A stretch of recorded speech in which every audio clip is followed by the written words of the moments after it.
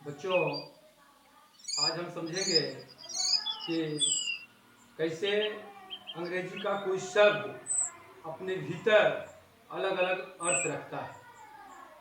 जैसे एक शब्द लेते हैं लाइक, देखते हैं स्पीच के कौन कौन से पार्ट से यह संबंध रखता है। जैसे स्पीच का 8 पार्ट होता है, noun, pronoun, verb, adverb, adjective, preposition, conjunction, interjection. तो देखते हैं इसका संबंध कौन कौन से पार्ट में है और हर पार्ट में इसका अर्थ क्या क्या है।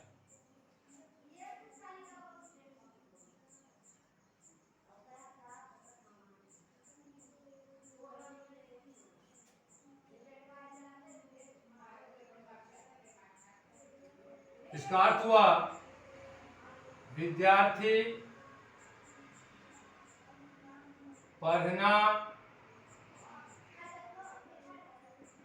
पसंद करते हैं। यहां लाइक का अर्थ है पसंद करना, एज अ वर्ब आया है लाइक। देखते हैं नाउन से भी ये संबंध रखता है, प्रीपोजिशन से भी रखता है, कंजंक्शन से भी रखता है। और किस किस कैटेगरी से रखता है इसको बारी बारी से समझेंगे। एज अ प्रीपोजिशन समझते हैं ये कैसे संबंध रखता है।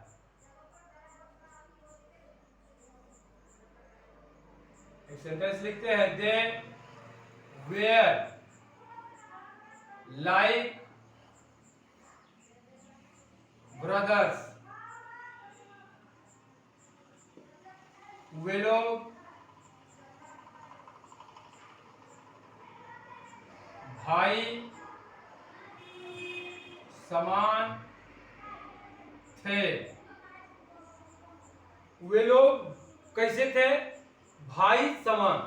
यहां ब्रदर नाउन है और नाउन को जो क्वालिफाई करे, फॉलो करे, उसे प्रीपोजिशन या एडजेक्टिव बोला जाता है। लेकिन ये पूरा एडजेक्टिवल फ्रेज है, इसलिए कैसे के रिप्लाई में पूरा एडजेक्टिवल फ्रेज है। तो चूंकि ये एडजेक्टिव नहीं है लाइक, तो ये प्रीपोजिशन है। अब देखेंगे कंजंक्शन के रूप में ये किस तरह से आता है। एक सेंटेंस लेते हैं, people change in a moment like a chameleon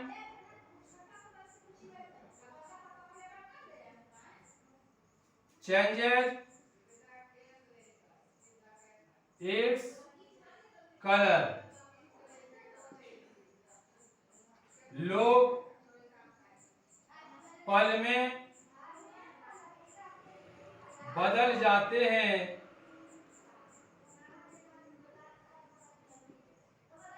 जैसे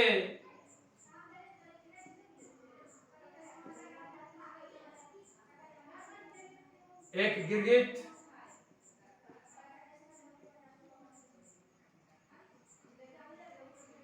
या कोई गिरगिट, एक नहीं भी लिखेंगे तब भी चलेगा। जैसे गिरगिट रंग बदलता है, जैसे गिरगिट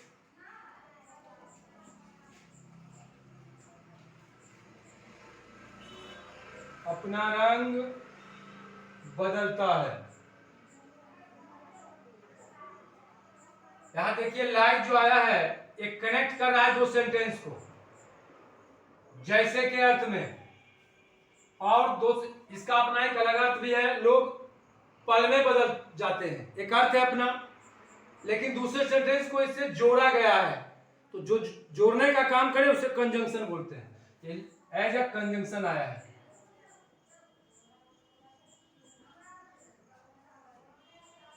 अब देखेंगे ये एज अ नाउन किस तरह से आता है। एक सेंटेंस लिखते हैं, your like is better than my like, तुम्हारी पसंद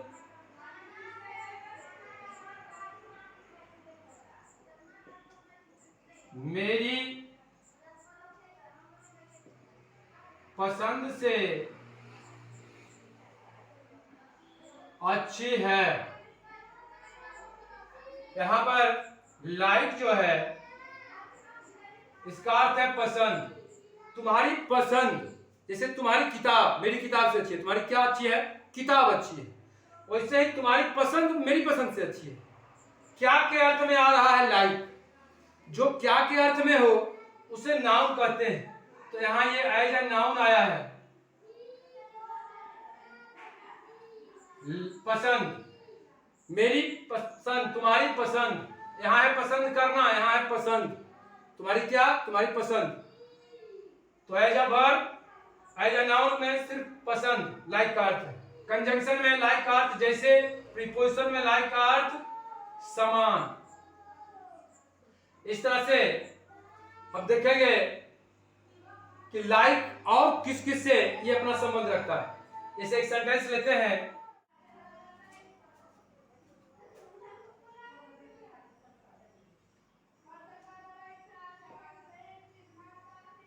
I was like so hyped up,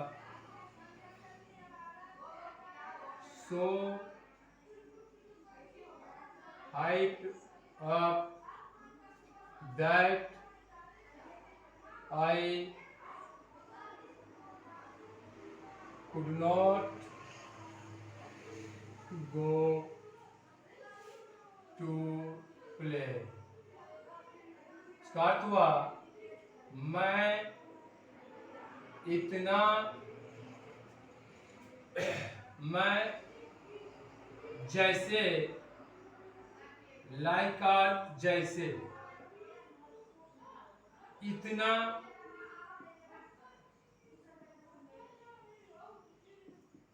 सम्मोहित था कि मैं खेलने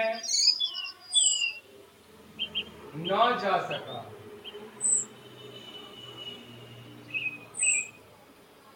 इसे बोलते हैं कि मैं जैसे बोलचाल बोलते, मैं जैसे इतना सम्मोहित था कि खेलने न जा सका। तो लाइक का अर्थ है यहां पर जैसे, लाइक जो कि एज अ एडवर्ब आ रहा है। क्यों? क्योंकि मैं जैसे था को ये क्वालिफाई कर रहा है, वाज को फॉलो कर रहा है। मैं था, कैसे था? किस तरह से था? मैंने इस तरह से था जैसे था कि इतना सम्मोहित था। तो ये जैसे शब्द एडवर्ब को, यानी जो वर्ब को क्वालिफाई करे, फॉलो करे, उसे एडवर्ब बोलते हैं। तो जैसे शब्द एडवर्ब को इंडिकेट करता है, जैसे एडवर्ब है। अब हम लाइक एज एडजेक्टिव्स को देखेंगे किस तरह से इसका यूज होता है। जैसे लेते हैं एक सेंटेंस, आई रिस्पॉन्डेड,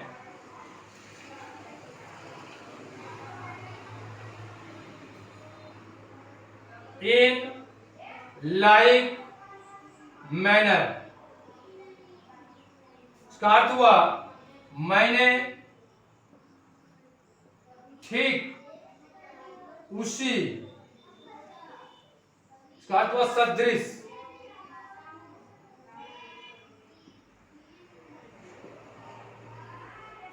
ढंग से जवाब दिया।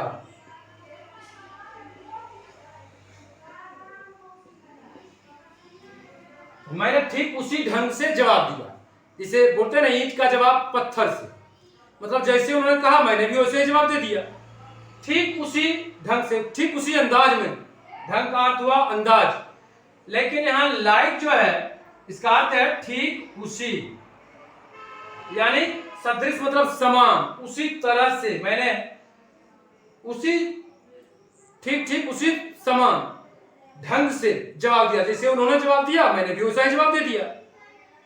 तो तो यहाँ पर इन तो प्रीपोजिशन है और दो प्रीपोजिशन लगातार नहीं आ सकते। यहाँ तो एक प्रीपोजिशन है और दूसरा ये नाउन है। नाउन को क्वालिफाई करने का काम प्रीपोजिशन और एडजेक्टिव करता है। तो प्रीपोजिशन तो है और चूंकि दो प्रीपोजिशन लगातार नहीं आ सकते तो इससे पता चलता है कि लाइक एज अ एडजेक्टिव आया है। ये विशेषता बता रहा मैनर की। मैंने ढंग से तो जवाब दिया, लेकिन किस ढंग से? उसी ढंग से जैसे उन्होंने जवाब दिया मैंने भी उसी ढंग से दिया। तो किस का कैसे का जो रिप्लाई दे वो एडजेक्टिव है। यहां पर ठीक उसी यानी लाइक जो है एडजेक्टिव है। तो आपने देखा कि शब्द एक है लाइक और संबंध रखता है कितने कैटेगरी से? 6 कैटेगरी से। नाउन से, वर्ब से, एडवर्ब से, एडजेक्टिव से, प्रीपोजिशन से और कंजंक्शन से। तो ऐसे बहुत सारे शब्द इंग्लिश में पढ़े हुए हैं जो कि अलग अलग कैटेगरी से, अलग अलग पार्ट से संबंध रखते हैं और हर पार्ट में उसका अर्थ अलग अलग हो सकता है। परंतु कुछ ऐसे शब्द भी हैं जो केवल और केवल एक पार्ट से संबंध रखते हैं। जैसे मान लीजिए एक शब्द फ्रॉम, ये शुद्ध प्रीपोजिशन है।